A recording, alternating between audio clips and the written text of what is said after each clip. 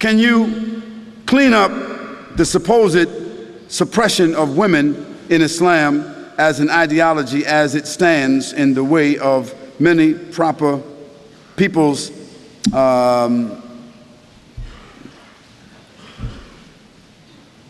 exposure or to Islam? Let me just say this, that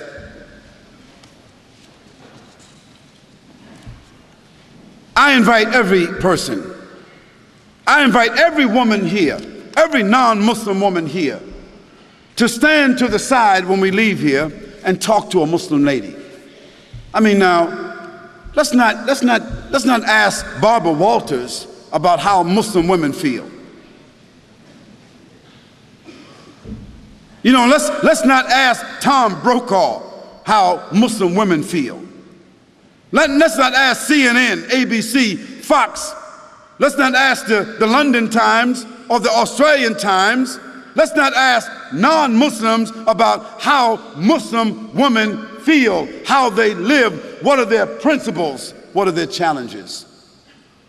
If you want to be fair, ask a Muslim woman.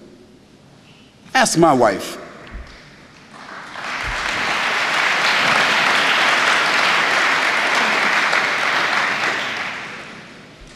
Ask my mother. You see? Ask a Muslim woman that knows her religion, who has a relationship with her Creator, who is stable in her society, understanding her responsibilities, her relationships. Ask her.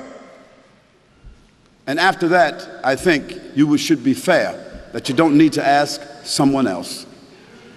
But the problem is, no one really wants to ask Muslim women. We want to take pictures of women in Afghanistan, and pictures of women in Palestine, and pictures of women in Pakistan, and pictures of women over here. And we want to listen to what people say about female circumcision, as if Muslims got women, 1,000, 10, 30,000, 40,000 Muslim women all over the world is being circumcised. Some crazy Steven Spielberg stuff.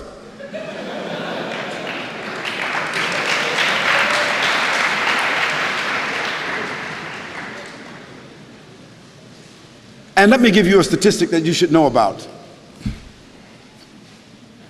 If you take a quota in this room right here, I'll tell you this.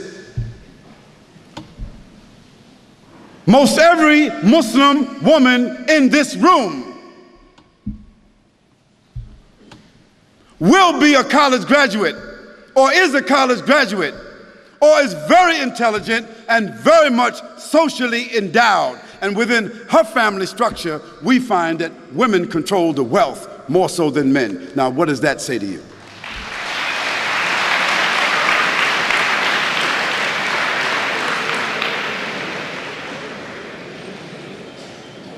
Now, where you find women oppressed, women exploited, women mistreated among Muslims, that is because those Muslims themselves are not representing the principles of the religion. And in every religion, you've got black sheep.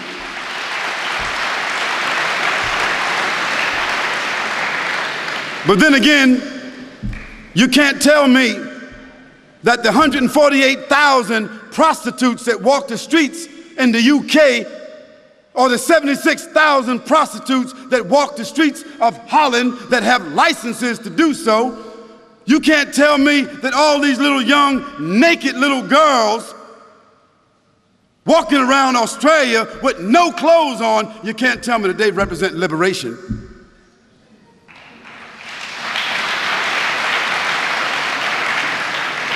You can't tell me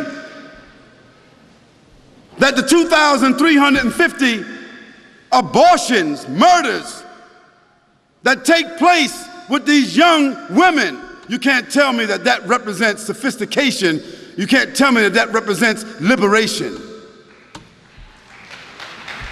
You can't tell me that a naked woman sitting on a chocolate bar, a A naked woman selling everything, toothpaste, everything. You can't tell me that doesn't represent exploitation.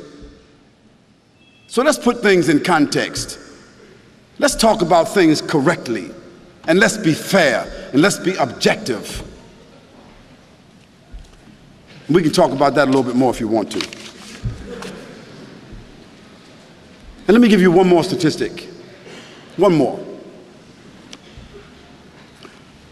Prostitution, venereal disease, abortion, and pedophilia. And this horrendous number of children being raped and kidnapped that exists in the Western world. It is almost unheard of in the Muslim world.